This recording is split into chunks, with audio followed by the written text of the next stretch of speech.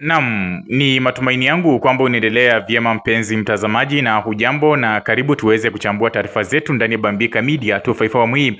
Mtazamaji, tuanze na taarifa ambapo sasa maswali chungu nzima yanaendelea kuulizwa kuhusu nani ambaye ataweza kuchukua viatu ama kuweza kuvalia viatu vya Raila Amolo Odinga, ambapo kati ya viongozi ambao wamepigiwa upato mkubwa kuweza kuchukua nafasi ya Raila Odinga ni akiwemo Mheshimiwa Edwin Sifuna ambaye pia ni seneta wa Nairobi na ambaye pia yeye ndio katibu mkuu wa chama cha ODM, na kiongozi mwingine ambaye pia ameangaziwa kwa undani ni Babu Owino, ambapo wengi wa viongozi kutoka eneo la Nyanza wanasema kwamba Babu Owino ako na uwezo mkubwa wa kuweza kuongoza jamii ya Luo, lakini pia taarifa zimekuwa zikienea kwamba huenda Babu Owino akapata pingamizi kubwa sana, huko taarifa chini ya maji zikianza kueleza kwamba Babu Owino labda si mwenyeji wa eneo la Nyanza, na ambapo wengi wameanza kumpiga vita wakisema Babu Owino hawezi kuwa kiongozi wa eneo hilo la Nyanza na pia kuweza kuongoza chama cha ODM. Kiongozi mwingine ambaye pia amemulikwa kwa undani ni yule ambaye ni Mheshimiwa Ali Hassan Joho, ambapo Joho alikuwa mwandani wa karibu wa Raila Odinga